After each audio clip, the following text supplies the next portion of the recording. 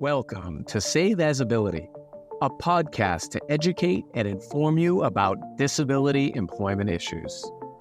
My name is David D'Arcangelo, and I'm your disability policy expert.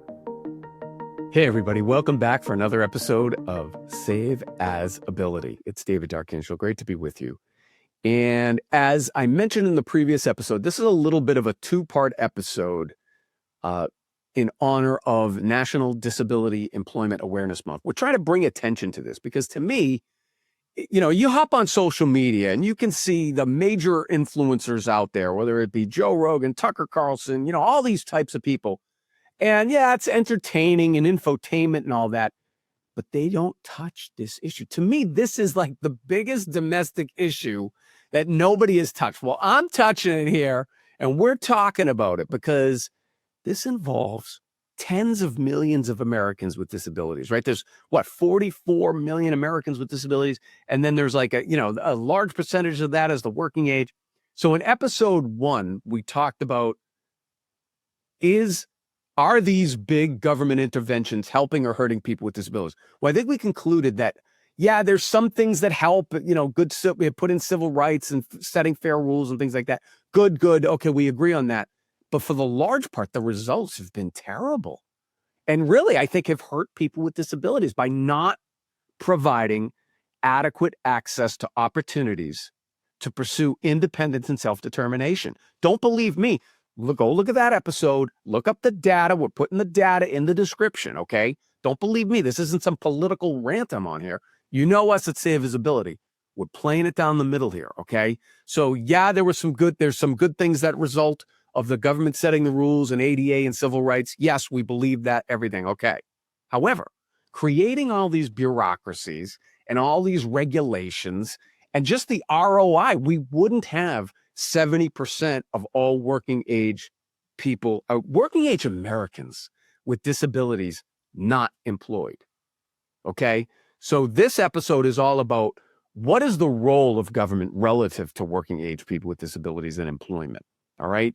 So to me, the core principle is government should be there to set the rules, protect your civil rights, have clear barriers and things like that, and provide some resources. When I say some resources, I'm saying that purposely because a lot of people in this space that I work with, in all across the spectrum, by the way, liberal, conservative, Democrat, Republican, doesn't matter. There's a lot of different views out there. To me, the approach is let's put free markets to work here. You just had 50 plus years, really, if you want to go, the Rehab Act and back even further to like remnants of the New Deal and things like that. Well, what I'm proposing is a better deal for Americans with disabilities. You had your chance, everybody who's advocating for all those big government interventions, you had your chance. And what we've ended up with is 70% of working age Americans with disabilities not employed. Let's give this a chance. And that is, let's unlock free markets. Let's unlock our system, our private sector to be able to put people with disabilities to work. Okay. So to me, it's about, yeah, we've put the ADA in place. So now everybody has adjusted to those rules after 35 years, by the way. So yeah, what government should do? Yeah, continue to protect rights, remove disincentives. But then there's other things too, like reforming SSI, SSDI. Some of that can be done with regulation. A lot of that, though, needs congressional approval, okay?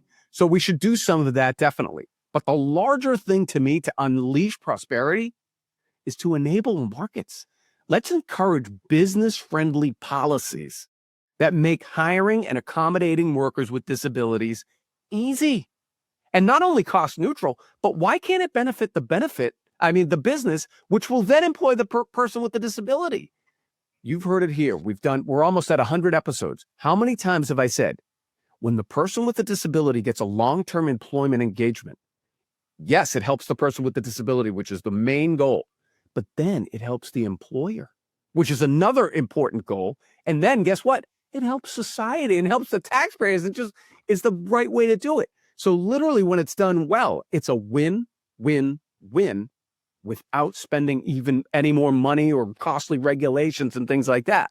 But to do that, you got to have the political will. You got to have the resolve. Now, I've done that, and I've been torn apart by it.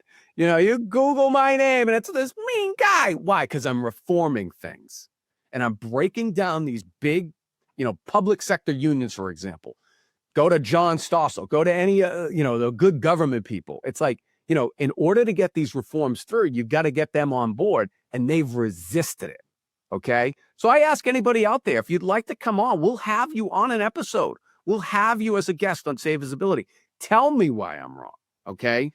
So what government should not do is still be in the business of running employment programs.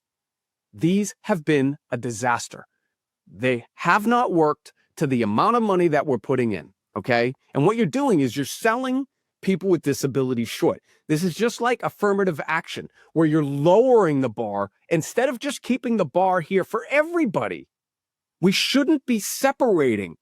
This should be all in for everybody, regardless of your race, your gender, your disability status. It's America. We believe in freedom for all here at Save Visibility and equality, not this equity stuff that you can't measure, equality. Okay. So these federal and state workforce programs, have produced decades of weak return on investment. We have a Council of Economic Advisors study that we looked through that said these programs frequently fail to track metrics that allow researchers to evaluate program returns. Little evidence of lasting wage gains. That's another one from another, I think that might have even been from another report, from an independent report. So these bureaucratic programs, they're not agile. They haven't adapted at all. They haven't modernized. They're, averse to technological change. We can fix that. All right. Now, the major thing is that we've got to stop subsidizing dependency. The benefit structures still really encourage that. It's this perverse incentives. So what I've proposed is, and I would love the CBO to score this, or some think tank, please, let's talk and score this. Let the people keep the benefits until they build a sufficient work history. Not like ticket to work, none of that. That's proven like to be, anemic at best. Because benefit cliffs are real, all right? So we can't just pull benefits away and let people starve on the streets. Nobody's proposing that. So I don't want anybody to come back and say, oh, look at the Republican. No Republicans are proposing anything like that, okay? If anything, the opposite. Reallocate the money to give them more money so that they can be successful and put them in places to succeed in long-term employment. Let's reward long-term employment, and we can fix that benefit cliff. So, there's just some realities here that, we're going to need congressional action, but a lot can be done through reg reform. More importantly, though, we just need consensus. If everybody gets together and agrees that what we've been doing has not worked well enough.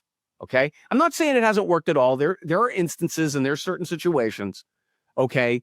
But you have things like, RSA with, and Department of Labor with their old policies that they just need to be changed so we can get Americans working.